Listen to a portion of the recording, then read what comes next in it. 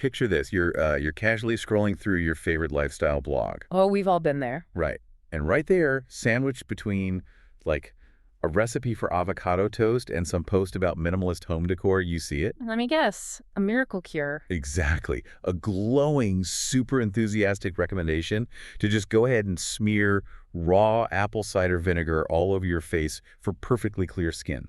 Oh boy. Or, maybe even worse, a tip to use plain yogurt as a soothing remedy for an infection in your most sensitive, intimate areas. Yeah, that one it's just everywhere. It is. And, it sounds pure, it sounds simple, but biologically, I mean, it is a recipe for absolute disaster. It really is. It's almost impossible to navigate the wellness side of the internet without colliding with these kitchen pantry cures. Totally. We see them presented as these harmless, natural alternatives to traditional medicine or skincare, and people just buy into it. Well, the promises are huge, right? Yeah. But the mission of our deep dive today is to investigate the actual truth behind these viral DIY remedies. Which is so needed. Yeah, we're going straight for the central question here. Why do generic lifestyle blogs frequently recommend these dangerous home remedies, like yogurt or vinegar masks, that actually cause severe chemical dryness and, worsened infections? Because they really do cause harm. And what is the actual biological fallout when you actually follow that advice? The gap between what a blogger promises and what your cellular biology actually experiences is it's massive. I can imagine. When you apply food-grade acids and dairy bacteria to delicate human tissue, the consequences are really swift. And frankly, they can be incredibly painful. So to get to the bottom of this, we've gathered a really fascinating stack of sources for you today.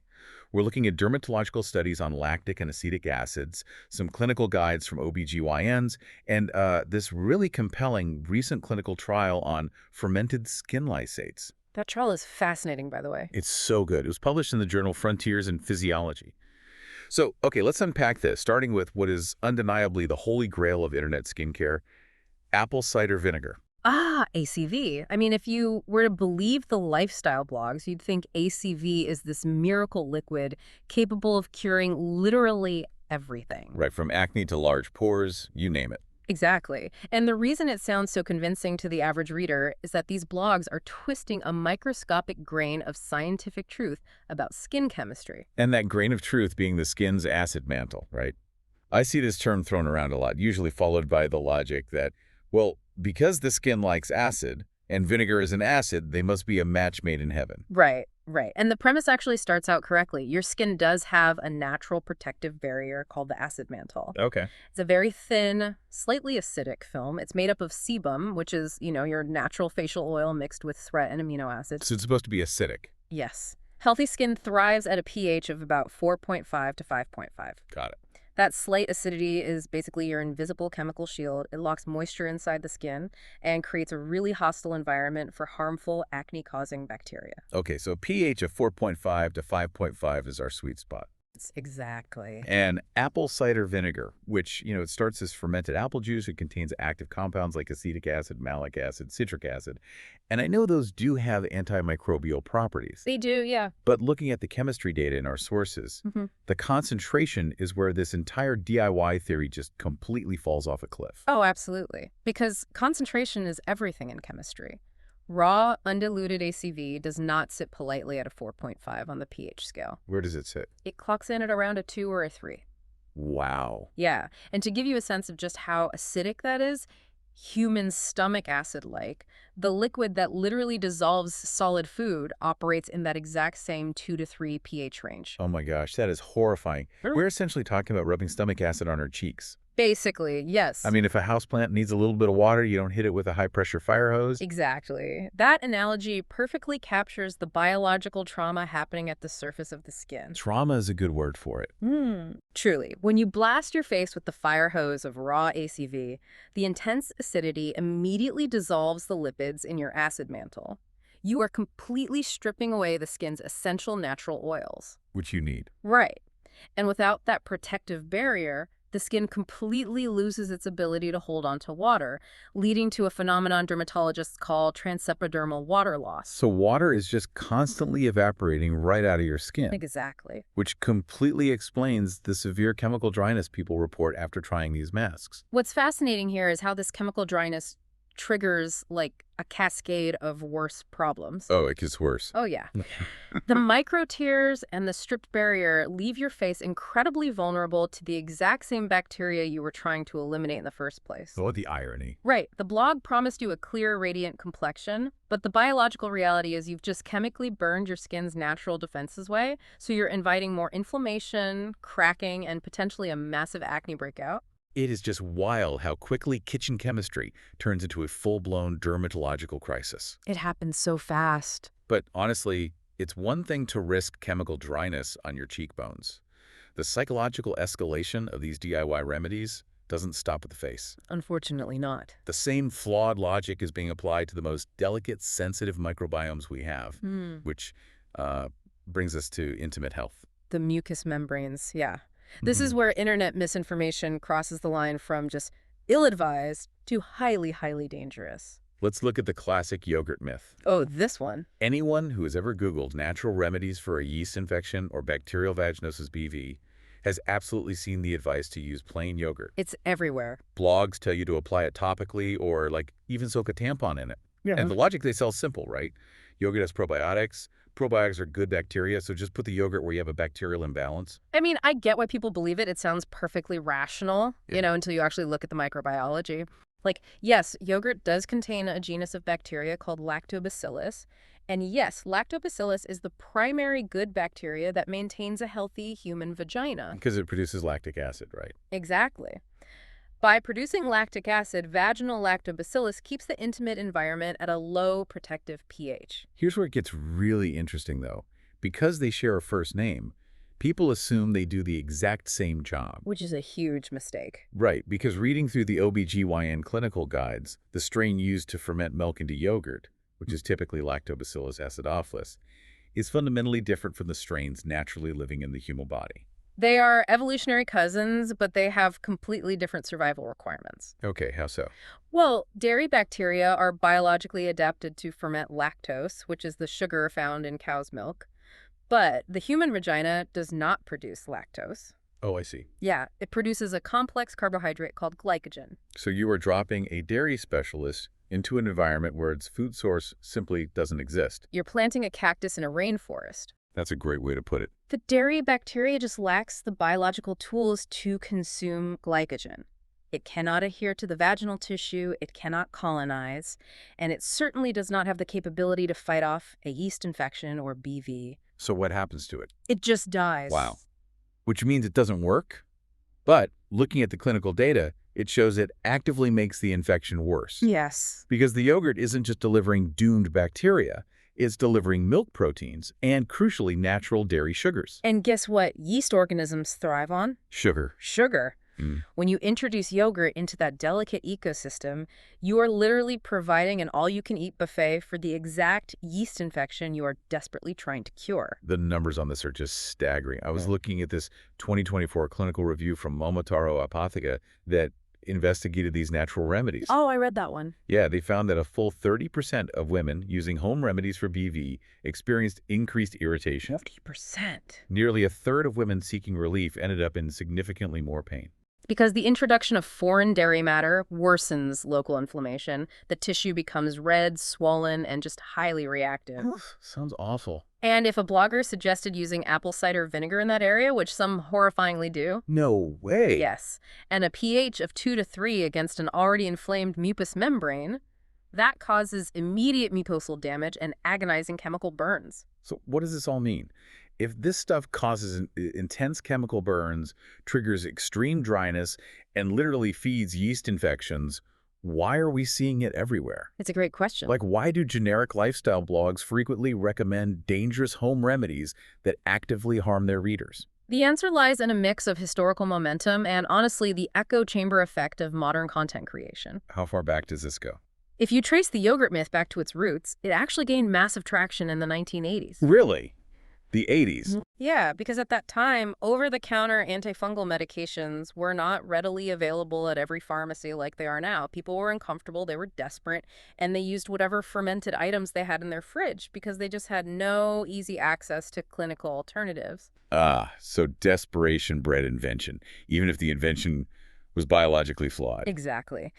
But Fast forward to today, we have highly effective, biologically appropriate treatments. Right. Yet, internet bloggers continuously copy-paste this outdated information from the 1980s. Just recycling it. Pretty much.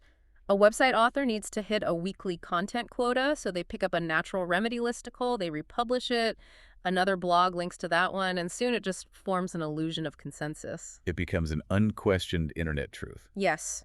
For years, even Wikipedia stated yogurt was a valid treatment for yeast infections. It's the ultimate dangerous game of digital telephone. But beyond lazy writing, there is a deep psychological component driving the readers to actually try it, isn't there? Oh, absolutely. We are running straight into what the sources call the safety paradox. If we connect this to the bigger picture, the wellness space operates on this very deep-seated assumption that if an ingredient is natural, or especially if it is edible, it must be inherently safe for all human tissue. Which makes no sense. Ah. Just because I can safely digest a spicy jalapeno pepper doesn't mean I want to rub it on my eyelid. That is a brilliant way to frame the paradox. Thanks. Your digestive tract is a marvel of engineering. I mean, your stomach features this thick, highly specialized lining of mucus designed specifically to handle intense acids and spicy compounds. Right, it's built for it. But your face and your intimate mucosal tissues do not have that armor. Lifestyle blogs trade heavily on this romanticized idea of kitchen chemistry. Yeah, they really push that. They sell a very appealing fantasy that your pantry holds secret, pure cures that the medical establishment is somehow hiding from you. And it feels incredibly empowering to think you can solve a complex medical issue with a quick grocery run. It feels like you're taking control. It really does. But they are recommending these remedies without understanding even the most basic pH chemistry. And that ignorance is where the severe chemical dryness and the burns actually happen. Exactly. An edible acid is still an acid. A dairy bacterium is not a human microbiome bacterium. And when we ignore those biological boundaries, the body pays the price. We have thoroughly covered the mirage here. We know the kitchen chemistry approach is a fast track to barrier damage and worsen infections. Definitely. So let's look at the alternatives and the sources. What should you be doing to maintain your microbiome safely? Are ACV and yogurt entirely banned from the wellness toolkit? No, they absolutely have a place, but they must be used in the correct biological context. Okay, so let's take apple cider vinegar. Sure. If you are just determined to use it as a facial toner, the golden rule from dermatologists is heavy dilution. Like how heavy? The recommended ratio is at least 1 part ACV to 4 parts water.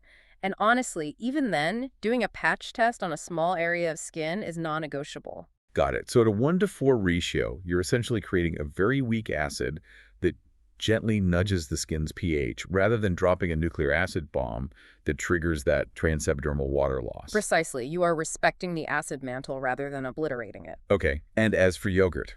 The most scientifically sound way to use yogurt to support your intimate health is beautifully simple. Which is? Eat it. Groundbreaking. Put the food in the digestive tract. Right. Ingesting probiotic-rich fermented foods supports what microbiologists call the gut-vaginal axis. The gut-vaginal axis. Yeah. When you eat fermented foods, you populate a healthy digestive microbiome. And a robust gut microbiome lowers your body's overall systemic inflammation and supports your immune system. Okay, I'm tracking. And that strong immune response is what actually helps your body maintain a healthy vaginal environment naturally. So you feed the system from the inside out. You let your body do the heavy lifting rather than applying dairy sugars directly to those delicate tissues. Exactly. But what if you have oily skin and you really want that clear, glowing look the blogs promise? If raw ACV is too destructive, what is the clinical alternative? This is where modern science completely outshines the pantry. Okay. The sources highlight a fascinating 60-day clinical trial published in Frontiers in Physiology. Oh, this is what we mentioned earlier. Yes. The researchers set out to manage oily, acne-prone skin without causing the severe chemical dryness that plagues those DIY remedies. When I noticed they didn't just use another harsh acid, they used a carefully formulated 3% lactic acid ferment lysate cream. It's known as VH Probi Mix P. That's the one. But the word lysate really stood out to me. What exactly is a bacterial lysate, and how is it different from just rubbing live probiotics on your face? It's a great distinction. Think of a live bacterium as a construction worker with a full toolkit. Okay. If you put that live worker on your skin, they might build what you want. Or they might get into a turf war with the local resident bacteria. Right, which sounds messy. It is. A lysosate avoids the turf war entirely. The scientists take beneficial bacteria-specific strains of lactobacillus, and they intentionally break the cell walls open, Oh, so they kill them. basically. They extract only the blueprints and the tools. So the beneficial lactic acid and the soothing peptides, leaving the unpredictable living organism behind. So you get all the chemical benefits of the bacteria without introducing a foreign organism to the skin's ecosystem. Exactly. That is so smart. Yeah. So how did this lactosate perform in the 60-day trial? The data is incredibly impressive. Over 60 days, participants using this clinically balanced formula saw a 31% reduction in sebum. And sebum is the oil, right? Yes, which is the oil your skin naturally produces. Wow, a 31% drop in oil is exactly the result the ACV users are desperately chasing. And they achieved it without the chemical burns. Amazing. Plus, the researchers also measured a 44% drop in porphyrins. Right, I saw the term porphyrins in the clinical trial data, and I'll admit, it sounded like a glowing crystal from a sci-fi movie. It does sound sci-fi. What exactly is a porphyrin in the context of acne? Porphyrins are actually organic compounds produced by Cutibacterium acnes, which is the bacteria responsible for acne breakouts. Okay.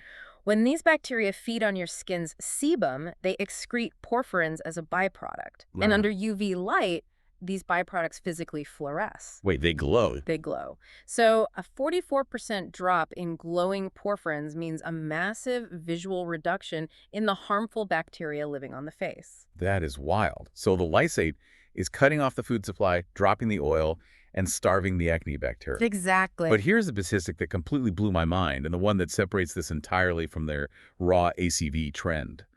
The participants experienced a 63% increase in skin hydration.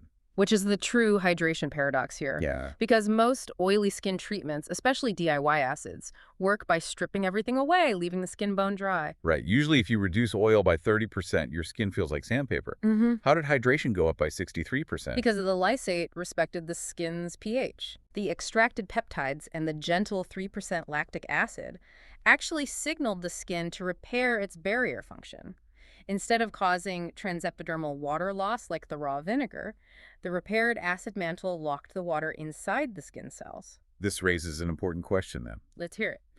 If we have access to this kind of precise, scientifically backed skincare something that drops oil, kills acne bacteria, and boosts hydration by 63% without burning our faces off, why on earth do we still trust the random jars in our kitchen over clinically balanced formulations? Honestly, it comes back to how we've been conditioned by the internet. How so? We've been taught to view chemicals or formulations as inherently bad or toxic, and raw or kitchen ingredients as inherently good. Which is so backwards. Right, because water is a chemical. The lactic acid in that clinically balanced cream is the exact same compound found in nature.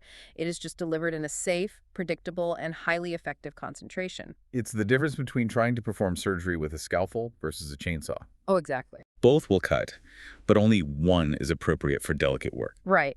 The skin and the intimate microbiomes are brilliant, sophisticated ecosystems. Yeah. They know exactly how to regulate themselves if we just provide them with the correct biologically appropriate support. So as we wrap up this deep dive, the main takeaway for you listening is this. Respect your body's pH. These do. When you are scrolling online and you see a viral lifestyle hack promising a miracle cure using raw ingredients from your fridge, take a massive step back.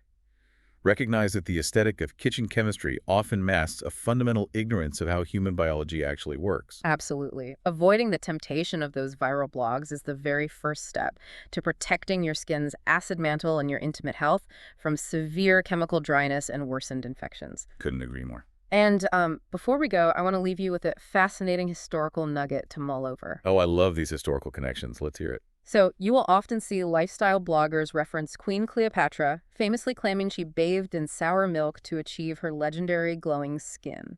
Oh yeah, I've seen that everywhere. And historically speaking, this is likely true. Really? Yeah. But the biological reason it worked is because sour milk contains natural lactic acid.